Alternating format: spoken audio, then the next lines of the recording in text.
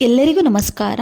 ಶ್ರೇಷ್ಠ ಫ್ಯಾಮಿಲಿ ಚಾನಲ್ಗೆ ಸ್ವಾಗತ. ನನಗೆ ತುಂಬ ಕಮೆಂಟ್ ಬರ್ತಾ ಇದ್ದದ್ದು ಅಂತ ಹೇಳಿದರೆ, ಗಿಡದ ಎಲೆಗಳು ಹಳದಿ ಆಗ್ತಾ ಉಂಟು, ಎಲೆಗಳು ಉದುರ್ತಾ ಉಂಟು, ಎಲೆಗಳ ಬಣ್ಣ ಚೇಂಜ್ ಆಗ್ತಾ ಉಂಟು, ಕಪ್ಪಾಗ್ತದೆ, ಗಿಡಗಳು ದಿನ ಹೋಗ್ತಾ ಇದ್ದಾಗೇ ಹಾಳಾಗ್ತಾ ಉಂಟು, ಏನು ಪ್ರಾಬ್ಲಮ್ ಮೇಡಮ್ಮು ಅಂತ ನನಗೆ ತುಂಬ ಕ್ವಶನ್ ಬರ್ತಾ ಇತ್ತು ಕಮೆಂಟಲ್ಲಿ.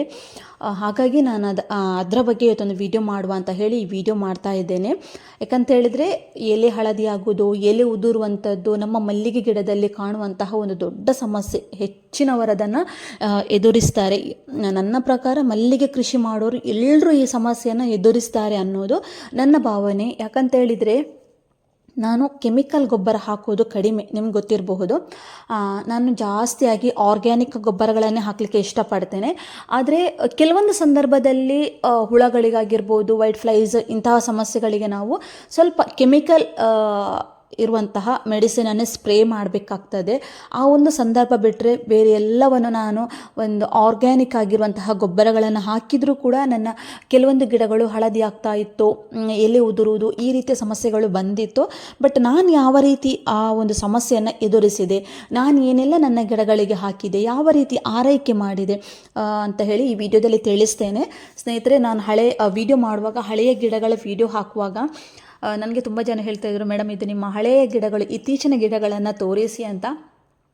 ಬಟ್ ನನಗೆ ಹಳೆಯ ಗಿಡಗಳೇ ಇಷ್ಟ, ಅದನ್ನು ನೋಡೋಕೆ ತುಂಬ ಖುಷಿ ಅಂತ ಆಗ್ತಾ ಇತ್ತು ನನಗೆ.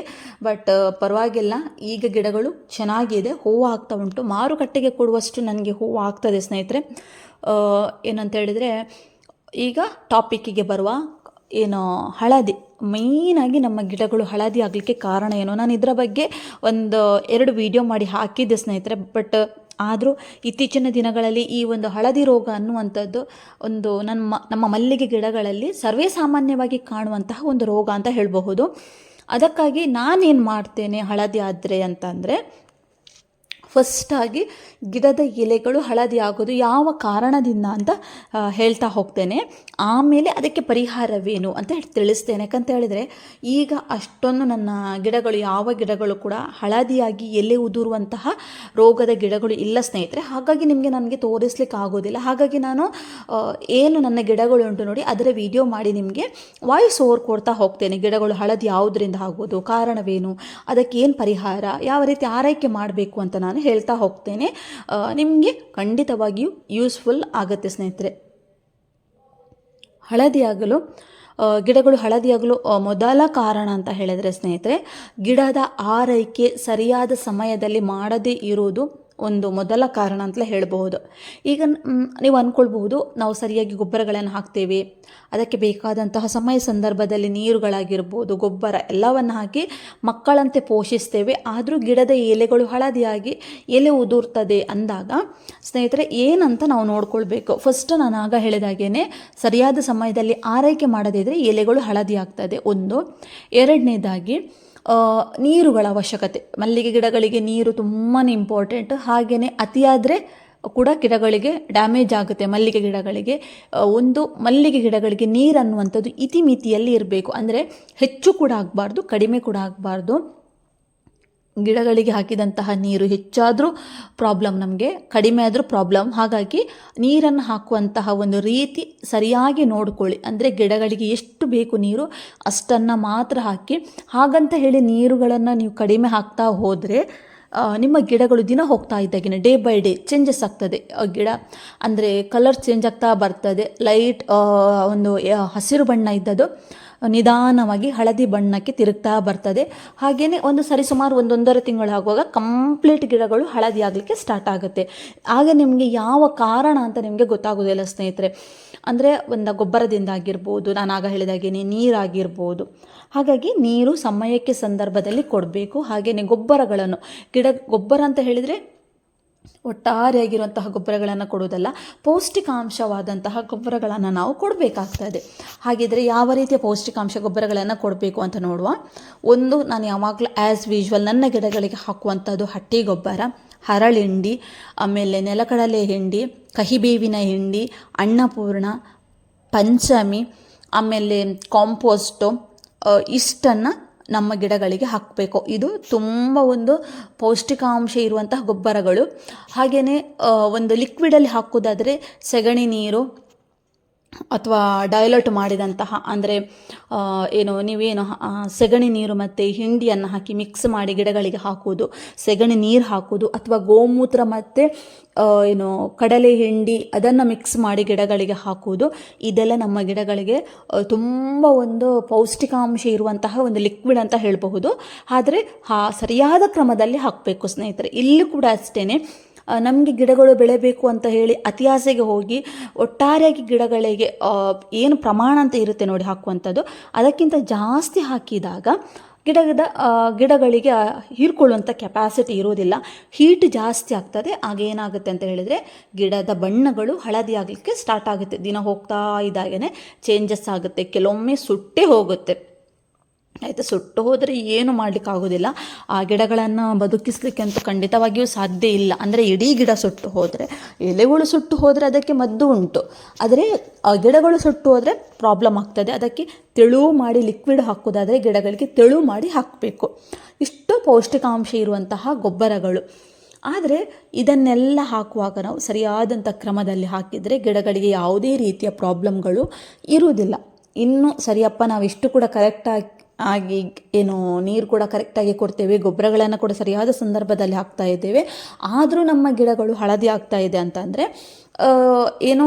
ನಮ್ಮ ಒಂದು ಹೇಳ್ತಾರೆ ಗಿಡದಲ್ಲಿ ಪೌಷ್ಟಿಕಾಂಶದ ಕೊರತೆ ಇದೆ ಅಂತಲೇ ಅರ್ಥ ನನ್ನ ಪ್ರಕಾರ.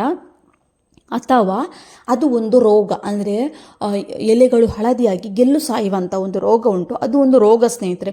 ಅದು ನಮ್ಮ ಗೊಬ್ಬರದಿಂದ ಬರುವಂಥದ್ದಲ್ಲ, ಅದು ಮಲ್ಲಿಗೆ ಗಿಡದಲ್ಲಿ ಇರುವಂತಹ ಒಂದು ಸರ್ವೇ ಸಾಮಾನ್ಯವಾದಂತಹ ರೋಗ.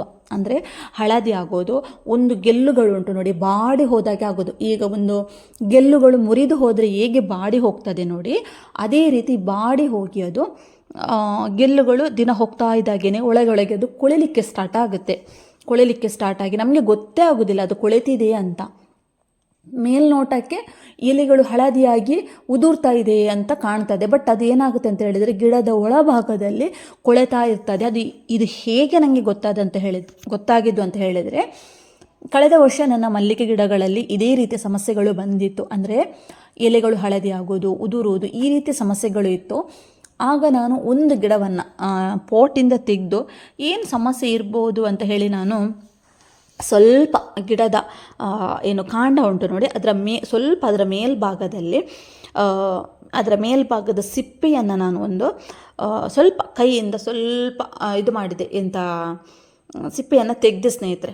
ಬಟ್ ಅದು ನನಗೆ ಆಗ ಗೊತ್ತಾಯಿತು ಕೊಳ್ತೋಗಿದೆ ಅಂತ. ಮತ್ತು ಅದರದ್ದೇ ಒಂದು ಗೆಲ್ಲನ್ನು ನಾನು ನೋಡಿದಾಗ ಅದರ ಒಳಗೆ ಅದು ಕೊಳೆತು ಹೋಗ್ತಾ ಬರ್ತಾ ಇದೆ. ಹಾಗಾಗಿ ಆ ಗಿಡಗಳು ಆ ರೀತಿಯ ಸಮಸ್ಯೆಗಳು ನಮಗೆ ಕಾಣಲಿಕ್ಕೆ ಸ್ಟಾರ್ಟ್ ಆಗುತ್ತೆ. ನಾವು ಆ ರೀತಿ ಎಕ್ಸ್ಪರಿಮೆಂಟ್ ಮಾಡಿದಾಗ ನಮಗೆ ಮಾತ್ರ ಗೊತ್ತಾಗುತ್ತೆ ಹೊರತಾಗಿ ನಮಗೆ ಇಲ್ಲ ಅಂದರೆ ನಮಗೆ ಗೊತ್ತಾಗೋದಿಲ್ಲ ಸ್ನೇಹಿತರೆ. ಅಷ್ಟೇ.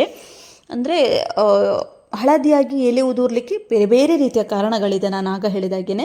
ಬಟ್ ನೀವೆಲ್ಲ ಸರಿಯಾಗಿ ಮಾಡ್ತಾ ಇದ್ದೀರಿ ಅಂತ ಅಂದರೆ ಅದು ಖಂಡಿತವಾಗಿ ಒಂದು ರೋಗ. ಆ ರೋಗವನ್ನು ಹೇಗೆ ನಿಯಂತ್ರಿಸಬೇಕು, ಆ ರೋಗ ಈಗ ಹಳದಿಯಾಗಿ ಎಲೆ ಉದುರಿ ಆ ಬೇರೆ ಗಿಡಗಳಿಗೆ ಅದು ಸ್ಪ್ರೆಡ್ ಆಗುತ್ತೆ. ಬಟ್ ಅದು ಸ್ಪ್ರೆಡ್ ಆಗದಾಗಿ ಹೇಗೆ ನೋಡ್ಕೊಳ್ಬೇಕು ಅನ್ನೋದು ಕೂಡ ನಮಗೆ ತುಂಬ ಇಂಪಾರ್ಟೆಂಟ್. ಅಂದರೆ ಏನು ಮಾಡಬೇಕು ಈಗ ಒಳ್ಳೆ ಗಿಡಗಳಿರುತ್ತೆ, ಅಂದರೆ ಹಳದಿ ಆಗೋದಿರೋದಿಲ್ಲ, ಸರಿಯಾದಂತಹ ಗಿಡಗಳಿರುತ್ತೆ, ಅದನ್ನು ನಾವು ಒಂದು ಸೈಡಲ್ಲಿ ಇರಬೇಕು. ಈ ಹಳದಿಯಾದಂತಹ ಗಿಡಗಳನ್ನು ಒಂದು ಸಪ್ರೇಟಾಗಿ ಇಟ್ಟು ಅದಕ್ಕೂ ಇದಕ್ಕೂ ಯಾವುದೇ ರೀತಿಯ ಅಂತರ, ಅಂದರೆ ಸ್ವಲ್ಪ ಅಂತರವನ್ನು ಕಾಯ್ದಿರಬೇಕು. ಅಂದರೆ ಅದಕ್ಕೂ ಇದಕ್ಕೂ ಮಧ್ಯ ಅಂಟುಕೊಂಡು ಇರಬಾರ್ದು. ಅಂದರೆ ಅದು ಸ್ಪ್ರೆಡ್ ಆಗುವಂಥ ರೋಗ ಎಲ್ಲ ಗಿಡಗಳಿಗೂ ಸ್ಪ್ರೆಡ್ ಆಗುತ್ತೆ. ಅಂದರೆ ನನಗೆ ನಿಜವಾಗ್ಲೂ ಲಾಸ್ಟ್ ಟೈಮ್ ಗೊತ್ತಿರಲಿಲ್ಲ ಸ್ನೇಹಿತರೆ. ನಾನು ಈ ಟಾರಸಿಯಲ್ಲಿ ಇತ್ತಲ್ಲ ಅಂಥೇಳಿ ಅದಕ್ಕೇ ಆರೈಕೆ ಮಾಡ್ತಾ ಹೋಗಿದ್ದೆ. ಬಟ್ ಅದೇನಾಯಿತು ಅಂತ ಹೇಳಿದರೆ ದಿನ ಹೋಗ್ತಾ ಇದ್ದಾಗೇ ಒಂದು ಗಿಡದಿಂದ ಇನ್ನೊಂದು ಗಿಡಕ್ಕೆ ಸ್ಪ್ರೆಡ್ ಆಗಲಿಕ್ಕೆ ಸ್ಟಾರ್ಟ್ ಆಯಿತು. ನನಗೆ ಆಗ ಏನು ಮಾಡಲಿಕ್ಕೂ ಆಗಲಿಲ್ಲ. ಆಗ ನನಗೆ ಗೊತ್ತಾಯಿತು, ಗೆಲ್ಲು ಸಾಯುವಂತಹ ರೋಗ, ಸ್ಪ್ರೆಡ್ ಆಗುವಂತಹ ರೋಗ, ಅದು ಒಂದು ಗಿಡಗಳಲ್ಲಿ ಸಂಪೂರ್ಣವಾಗಿ ಹಾಳಾಗ್ತಾ ಬರ್ತಾ ಇದ್ದಾಗೇ ಇನ್ನೊಂದು ಗಿಡಗಳಿಗೆ ಸ್ಪ್ರೆಡ್ ಆಗುತ್ತೆ ಅನ್ನೋದು ನನಗೆ ಆವಾಗ ಗೊತ್ತಾಯಿತು. ಸೊ ನಾನು ಅಲ್ಲಿಂದ ತುಂಬ ಜಾಗ್ರತೆ, ಗಿಡಗಳು ಸ್ವಲ್ಪ ಹಳದಿ ಆಗ್ತಾ ಇದೆ ಅಂದಾಗ ನಾನು ಪಟ್ಟ ಅಂತ ಆ ಪ್ಲೇಸಿಂದ ತೆಗೆದು ನಾನು ದೂರ ಇಡ್ತೇನೆ. ಅದಕ್ಕೂ ಇದಕ್ಕೂ ಟಚ್ಚೇ ಇಲ್ಲ, ಅಷ್ಟು ದೂರ ನಾನು ಇಡ್ತೇನೆ. ಒಮ್ಮೊಮ್ಮೆ ನಾನು ಏನು ಮಾಡ್ತೇನೆ ಅಂತ ಹೇಳಿದರೆ ಟಾರೆಸ್ಸಲ್ಲಿ ಇದ್ದಂತಹ ಹಳದಿ ಆದಂತಹ ಗಿಡಗಳನ್ನು ಕೆಳಗೆ ತಂದಿಡ್ತೇನೆ, ಅಷ್ಟು ದೂರ ಇಟ್ಟು ಬಿಡ್ತೇನೆ. ಯಾಕಂತ ಹೇಳಿದರೆ ಒಂದು ಗಿಡ ಹೇಗೋ ಹಾಳಾಗಿ ಹೋಯಿತು ಆಯಿತಾ, ಉಳಿದ ಗಿಡಗಳು ಹಾಳಾಗಬಾರ್ದು ಅನ್ನೋ ಒಂದು ಕಾರಣದಿಂದ ನಾನು ದೂರ ಇಡ್ತೇನೆ. ನೀವು ಕೂಡ ಅದೇ ರೀತಿ ಮಾಡಿ ಆಯಿತಾ. ಯಾಕಂತ ಹೇಳಿದರೆ ಹರಡುವ ರೋಗ ಬೇಗ ಹರಡುತ್ತದೆ ಹತ್ರ ಇದ್ದರೆ. ಹಾಗಾಗಿ ಈ ರೀತಿ ದೂರ ಇಟ್ಟರೆ ಏನೂ ಪ್ರಾಬ್ಲಮ್ ಇಲ್ಲ. ಹಾಗಂತ ಹೇಳಿ ಹಳದಿ ಆಗಿದೆ ಅಂತ ಹೇಳಿ ಗಿಡಗಳನ್ನು ಬಿಸಾಡಬೇಡಿ. ಅದಕ್ಕೆ ಸ್ವಲ್ಪ ಎಕ್ಸ್ಟ್ರಾ ಆರೈಕೆ ಮಾಡಿ, ಬೇಕಾದಂತಹ ಗೊಬ್ಬರಗಳಾಗಿರ್ಬೋದು, ನೀರು, ಸ್ಪ್ರೇ ಸ್ವಲ್ಪ ಎಕ್ಸ್ಟ್ರಾಸ್ ಹಾಕಿ ಗಿಡಗಳನ್ನೊಮ್ಮೆ ರೀಪಾಟ್ ಮಾಡಿ ಹೊಸ ಮಣ್ಣುಗಳನ್ನು ಹಾಕಿ ನೆಡಿ. ಸ್ವಲ್ಪ ಗಿಡಗಳನ್ನು ಟ್ರಿಮ್ಮು ಮಾಡಿ, ಖಂಡಿತ ಗಿಡಗಳು ಸರಿ ಆಗುತ್ತೆ. ಹಾಗೂ ಕೆಲವು ಸಾಯುವಂತಹ ರೋಗ ಆದರೆ ಏನೂ ಮಾಡಲಿಕ್ಕೆ ಆಗೋದಿಲ್ಲ ಸ್ನೇಹಿತರೆ. ನನ್ನ ಹತ್ರ ಅದಕ್ಕೆ ಮೆಡಿಸಿನ್ ಇಲ್ಲ ನನಗೆ ಗೊತ್ತಿರುವ ಪ್ರಕಾರ. ಯಾಕಂತ ಹೇಳಿದರೆ ನಾವು ಶಾಪಲ್ಲಿ ಹೋಗಿ ಕೇಳಿದರೆ ಅವ್ರು ಕೊಡ್ತಾರೆ ಸ್ನೇಹಿತರೆ. ಅವರು ಹೇಳಿದನ್ನೆಲ್ಲವನ್ನು ನಾನು ತಂದ ಗಿಡಗಳಿಗೆ ಹಾಕಿದೆ. ನನಗೆ ಅದರಲ್ಲಿ ಯಾವುದ್ರಲ್ಲೂ ಕೂಡ ಅಷ್ಟೇ ಒಳ್ಳೆ ರಿಸಲ್ಟ್ ಸಿಗಲಿಲ್ಲ. ಹಾಗಾಗಿ ನಾನು ನಿಮಗೆ ಏನು ಹೇಳೋದಂತ ಹೇಳಿದರೆ, ಬೇಡ ಸುಮ್ಮನೆ ಅವ್ರು ಕೊಡ್ತಾರೆ ನಿಜ, ಅವರಿಗೇನೋ ಸೇಲ್ ಆಗಬೇಕು ಕೊಡ್ತಾರೆ. ಬಟ್ ನಾನು ಅದರನ್ನೆಲ್ಲ ಯೂಸ್ ಆಗದೇ ಇರುವಂಥದ್ದನ್ನೆಲ್ಲ ನಾನು ವಿಡಿಯೋ ಮಾಡಿ ತಿಳಿಸಿದರೆ ನೀವು ನನ್ನ ಮೇಲೆ ನಂಬಿಕೆ ಇಟ್ಟು ತರ್ತೀರಿ. ಬಟ್ ನಿಮಗೆ ಅದರಲ್ಲಿ ಒಂದು ಯೂಸ್ ಆಗದೇ ಇದ್ದಾಗ ನನ್ನ ಮೇಲೂ ನಿಮಗೆ ಬೇಜಾರು. ಅದಕ್ಕೆ ನಾನು ಆ ಮೆಡಿಸಿನ್ ಬಗ್ಗೆ ಹೆಸರು ಹೇಳೋದಿಲ್ಲ ಸ್ನೇಹಿತರೆ. ನಾನು ಸುಮಾರು ಬಗೆಯ ಮೆಡಿಸಿನನ್ನು ನಾನು ಟ್ರೈ ಮಾಡಿದ್ದೆ, ಬಟ್ ನಾನು ಅದನ್ನು ನಿಮಗೆ ಯಾವುದನ್ನು ಸಜೆಸ್ಟ್ ಮಾಡೋದಿಲ್ಲ. ಯಾಕಂತ ಹೇಳಿದರೆ ನನಗೆ ಯಾವುದು ಕೂಡ ರಿಸಲ್ಟ್ ಕೊಡಲಿಲ್ಲ. ಹಾಗಾಗಿ ನಿಮಗೆ ನಾನು ತಿಳಿಸೋದಿಲ್ಲ ಸ್ನೇಹಿತರೆ. ಹಾಗಾಗಿ ಗೆಲ್ಲು ಸಾಯುವಂತಹ ರೋಗಕ್ಕೆ ನನ್ನಲ್ಲಿ ಕೇಳೋದಾದರೆ ಅದಕ್ಕೆ ಮೆಡಿಸಿನ್ ಇಲ್ಲ. ಅದಕ್ಕೆ ನೀವು ಒಂದೇ ಪರಿಹಾರ ಏನಂತ ಹೇಳಿದರೆ, ಗಿಡವನ್ನು ಬೇರೆ ಗಿಡಗಳಿಂದ ದೂರ ಇಟ್ಟು ಆ ಗಿಡಗಳನ್ನು ರೀಪಾಟ್ ಮಾಡಿ ಒಂದೊಳ್ಳೆ ಹೊಸ ಗೊಬ್ಬರ ಮಣ್ಣನ್ನು ಹಾಕಿ ಸ್ಪ್ರೇ ಮಾಡಿ ಗಿಡಗಳನ್ನು ಟ್ರಿಮ್ ಮಾಡಿ ಬಿಡೋದು ತುಂಬ ಉತ್ತಮ ಅನ್ನೋದು ನನ್ನ ಭಾವನೆ ಸ್ನೇಹಿತರೆ. ಅದು ಬಿಟ್ಟರೆ ನನ್ನ ಪ್ರಕಾರ ಗೆಲ್ಲು ಸಾಯುವಂಥ ರೋಗ ಆಗಿರ್ಬೋದು, ಎಲೆ ಹಳದಿಯಾಗಿ ಉದುರುವುದಕ್ಕೆಲ್ಲ ಸ್ಪ್ರೇಗಳನ್ನು ಹಾಕಲಿಕ್ಕೆ ಹೋಗಬೇಡಿ ಸ್ನೇಹಿತರೆ. ಯಾಕಂತ ಹೇಳಿದರೆ ಖಂಡಿತವಾಗಿ ವರ್ಕ್ ಆಗೋದಿಲ್ಲ. ನಾನು ಕಳೆದ ವರ್ಷ ಎಷ್ಟು ಹಣ ಸುರಿದಿದ್ದೇನೆ ಅಂತ ಹೇಳಿದರೆ ಫರ್ಟಿಲೈಸರ್ ಶಾಪಲ್ಲಿ, ಅದು ನನಗೆ ಮಾತ್ರ ಗೊತ್ತು. ಬಟ್ ನಾನು ಅದನ್ನು ನಿಮ್ಮ ಜೊತೆ ನಾನು ಶೇರ್ ಮಾಡೋದಿಲ್ಲ. ಯಾಕಂತ ಹೇಳಿದರೆ ನಾನು ಹೇಳಿದರೆ ನೀವು ಖಂಡಿತ ತರ್ತೀರಿ, ನನಗೆ ಅದು ಗೊತ್ತುಂಟು. ಬಟ್ ಅಲ್ಲಿಂದ ನಿಮಗೂ ಲಾಸ್, ಅವ್ರಿಗೆ ಒಂದು ಬಿಸ್ನೆಸ್ ಆಗುತ್ತೆ. ಬಟ್ ನಾನು ಆ ರೀತಿಯಲ್ಲಿ ಹೇಳಲಿಕ್ಕೆ ಹೋಗೋದಿಲ್ಲ. ಯಾವುದು ನಮಗೆ ವರ್ತ್ ಅಥವಾ ನಮಗೆ ಅದರಿಂದ ಒಳ್ಳೆಯದಾಗ್ತದೆ ಅನ್ನುವಾಗಿದ್ದರೆ ಮಾತ್ರ ನಾನು ನಿಮಗೆ ಸಜೆಸ್ಟ್ ಮಾಡ್ತೀನಿ. ಇಲ್ಲ ಅಂದರೆ ಖಂಡಿತವಾಗಿಯೂ ನಾನು ನಿಮಗೆ ಸಜೆಸ್ಟ್ ಮಾಡೋದಿಲ್ಲ. ಹಾಗಾಗಿ ನನ್ನ ಹತ್ರ ನೀವು ಕೇಳೋದಾದರೆ ಆ ರೀತಿಯ ಸ್ಪ್ರೇಗಳ ಬಗ್ಗೆ ನನಗೆ ಗೊತ್ತಿಲ್ಲ ಆಯಿತಾ. ನೆಕ್ಸ್ಟ್ ಅದಕ್ಕೆ ಇರೋದು ಒಂದೇ, ನಾನು ಆಗ ಹೇಳಿದಾಗೆ ಆರೈಕೆ, ಸರಿಯಾದಂತಹ ಕ್ರಮದಲ್ಲಿ ಆರೈಕೆ ಮಾಡಬೇಕು. ಹಳದಿ ಆಗ್ತಾ ಇದೆ ಅಂದಾಗ ರೀಪಾಟ್ ಮಾಡೋದಾಗಿರ್ಬೋದು, ಹೊಸ ಮಣ್ಣುಗಳನ್ನು ಹಾಕೋದು, ಬೇರೆ ಬೇರೆ ರೀತಿಯ ಗೊಬ್ಬರಗಳನ್ನು ಹಾಕೋದು, ಸ್ಪ್ರೇಗಳನ್ನು ಹಾಕೋದು, ಹೀಗೆ ಬೇರೆ ಬೇರೆ ರೀತಿಯ ಎಕ್ಸ್ಪರಿಮೆಂಟ್ ಮಾಡ್ತಾ ಹೋದಾಗ ಖಂಡಿತವಾಗಿಯೂ ಚೇಂಜಸ್ ನಮಗೆ ಗೊತ್ತಾಗ್ತಾ ಹೋಗ್ತದೆ. ಅಷ್ಟೇ, ಇನ್ನೇನಿಲ್ಲ. ನಾನು ಹೇಳೋದು ಇಷ್ಟೇ ಸ್ನೇಹಿತರೆ, ಎಲ್ಲದಕ್ಕೂ ಮೆಡಿಸಿನ್, ಸ್ಪ್ರೇ ಅಥವಾ ಗೊಬ್ಬರ ಅಂತ ಹೋಗಬೇಡಿ.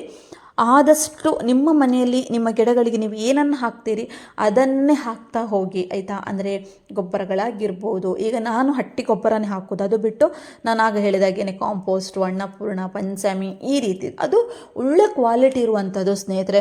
ಇದರಲ್ಲಿ ನಿಮಗೆ ಯಾವುದಾದ್ರೂ ಒಂದನ್ನು ಆರಿಸಿಕೊಳ್ಳಿ, ನೀವು ಎಲ್ಲವನ್ನು ಆರಿಸಿ ಅಂತ ನಾನು ಖಂಡಿತವಾಗಿ ಹೇಳೋದಿಲ್ಲ.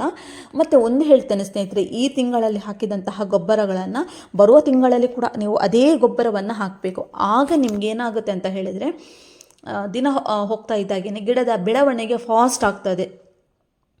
ನೀವು ದಿನಕ್ಕೊಂದು ಗೊಬ್ಬರ, ತಿಂಗಳಿಗೊಂದು ಗೊಬ್ಬರ ಹಾಕಿದರೆ ಗಿಡದಲ್ಲಿ ನಿಮಗೆ ಅಷ್ಟು ಫಾಸ್ಟ್ ಆದಂತಹ ಬೆಳವಣಿಗೆ ನಿಮಗೆ ಕಾಣಲಿಕ್ಕೆ ಖಂಡಿತವಾಗಿ ಸಿಗೋದಿಲ್ಲ. ಹಾಗಾಗಿ ನಾನು ಹೇಳೋದು ಇಷ್ಟೇ, ನೀವು ಯಾವ ಗೊಬ್ಬರಗಳನ್ನು ಹಾಕ್ತೀರಿ ನೋಡಿ, ಆ ಗೊಬ್ಬರಗಳನ್ನು ಮುಂದಿನ ತಿಂಗಳು ಕಂಟಿನ್ಯೂಸ್ಲಿ ಒಂದು 4-5 ತಿಂಗಳು ಹಾಕಿ. ಆಗ ನಿಮಗೆ ನಿಮ್ಮ ಗಿಡದಲ್ಲಿ ಚೇಂಜಸ್ ಆಗ್ತದೆ. ಈಗ ನಾನು ಇವತ್ತು ಹಟ್ಟಿ ಗೊಬ್ಬರ ಅಂತ ಹೇಳಿದೆ, ನೀವು ಈ ತಿಂಗಳಲ್ಲಿ ಹಟ್ಟಿ ಗೊಬ್ಬರ ಹಾಕ್ತೀರಿ, ಮಾರ್ಚಲ್ಲಿ ನೀವು ಅನ್ನಪೂರ್ಣ ಹಾಕ್ತೀರಿ, ಏಪ್ರಿಲಲ್ಲಿ ಕಾಂಪೋಸ್ಟ್ ಹಾಕ್ತೀರಿ. ಆ ರೀತಿ ಹಾಕಲಿಕ್ಕೆ ಹೋಗಬೇಡಿ ಅಂತ ನಾನು ಹೇಳೋದು.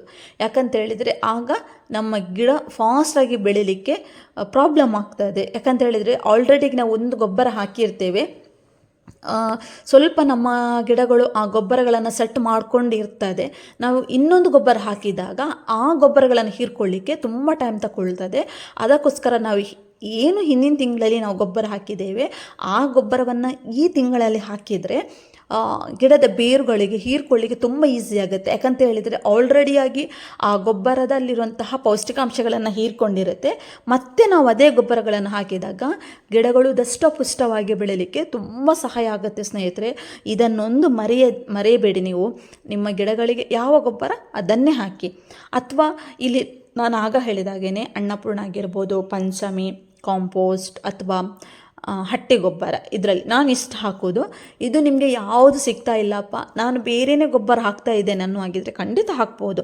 ನಿಮ್ಮ ಗಿಡಗಳಿಗೆ ಯಾವ ಗೊಬ್ಬರ ಸೂಟ್ ಆಗ್ತದೆ, ಯಾವ ಸ್ಪ್ರೇ ಸೂಟ್ ಆಗ್ತದೆ ಅನ್ನುವಂಥದ್ದು ನೀವೇ ತಿಳ್ಕೊಳ್ಬೇಕು. ಯಾಕಂತ ಹೇಳಿದರೆ ನಿಮ್ಮ ಗಿಡಗಳು ಅಲ್ವಾ, ಅದರಲ್ಲಿ ನಾನು ಏನು ಹೇಳಲಿಕ್ಕೆ ಆಗೋದಿಲ್ಲ ಸ್ನೇಹಿತರೆ.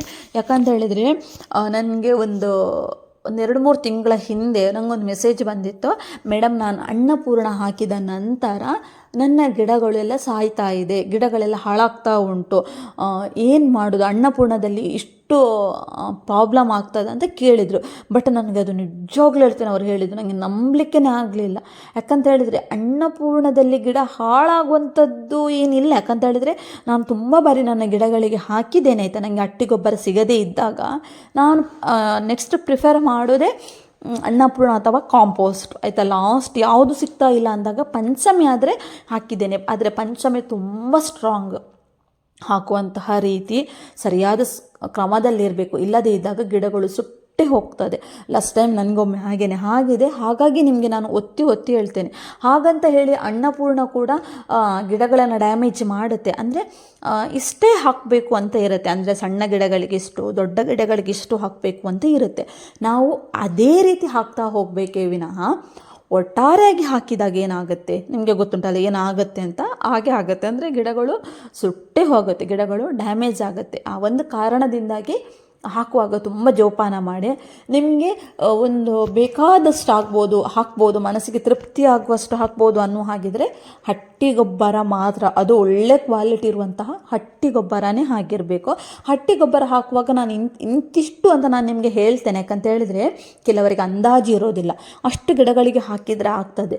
ಬಟ್ ಅದಕ್ಕಿಂತ ಜಾಸ್ತಿ ಕೂಡ ಹಾಕ್ಬೋದು, ಪ್ರಮಾಣ ಹೆಚ್ಚು ಕಡಿಮೆ ಆದರೆ ಏನೂ ಆಗೋದಿಲ್ಲ. ಅದೇ ನಿಮಗೆ ಹಿಂಡಿ ಕೂಡ ಅಷ್ಟೇ, ಹಾಕುವಂಥ ಪ್ರಮಾಣ ಹೆಚ್ಚು ಕಡಿಮೆ ಆದರೆ ಗಿಡಗಳು ಹಾಳಾಗುತ್ತೆ. ಮತ್ತು ಹಿಂಡಿ ಕೂಡ ಯಾವುದು ನೆಲಕಡಲೆ ಹಿಂಡಿ ಹಾಕ್ಬೋದು, ಹರಳೆ ಹಿಂಡಿ, ಕಹಿಬೇವಿನ ಹಿಂಡಿ, ಇಂತಿಷ್ಟೇ ಅಂತ ನಿಮ್ಮ ಗಿಡಗಳಿಗೆ ಹಾಕಬೇಕು. ಅದು ಬಿಟ್ಟು ನೀವು ಒಟ್ಟಾರೆಯಾಗಿ ಹಾಕಿದಾಗ ಗಿಡಗಳು ಖಂಡಿತ, ಗಿಡದ ಎಲೆಗಳು ಹಳದಿ ಆಗ್ತದೆ, ಎಲೆಗಳು ಉದುರ್ತದೆ, ಗಿಡಗಳ ಎಲೆಗಳ ಬಣ್ಣ ಕಪ್ಪಾಗುತ್ತೆ, ಬೇರೆ ಬೇರೆ ರೀತಿಯ ಸಮಸ್ಯೆಗಳು ಕಾಣಲಿಕ್ಕೆ ಸ್ಟಾರ್ಟ್ ಆಗುತ್ತೆ. ವೈಟ್ ಫ್ಲೈಸ್ ಜಾಸ್ತಿ ಆಗ್ತದೆ ಏನು ಹಿಂಡಿಗಳು ಜಾಸ್ತಿ ಹಾಕಿದರೆ.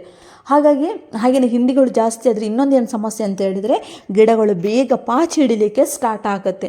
ಗಿಡಗಳು ಪಾಚಿ ಹಿಡಿದರೆ ನಮ್ಮ ಗಿಡದಲ್ಲಿ ಇಳುವರಿ ಕಡಿಮೆ ಆಗಲಿಕ್ಕೆ ಸ್ಟಾರ್ಟ್ ಆಗುತ್ತೆ ಸ್ನೇಹಿತರೆ. ಹಾಗಾಗಿ ನಾವು ಯಾವುದೇ ಗೊಬ್ಬರಗಳನ್ನು ಹಾಕುವಾಗ ತುಂಬ ಜೋಪಾನವಾಗಿ ಹಾಕಬೇಕು, ಸಮಯಕ್ಕೆ ಸಂದರ್ಭದಲ್ಲಿ ಹಾಕಬೇಕು, ಇಂತಿಷ್ಟೇ ಅಂತ ಹಾಕಬೇಕು. ಆಗ ನಮಗೆ ಖಂಡಿತ ನಮ್ಮ ಗಿಡದ ಬೆಳವಣಿಗೆಯಲ್ಲಿ ಯಾವುದೇ ಸಮಸ್ಯೆ ಇರೋದಿಲ್ಲ. ಹಾಗೆಯೇ ಮಲ್ಲಿಗೆ ಕೃಷಿಯಲ್ಲಿ ಒಂದು ಯಶಸ್ಸನ್ನು ಕಾಣಬಹುದು ಅಂತ ನಾನು ಹೇಳ್ತೇನೆ ಸ್ನೇಹಿತರೆ.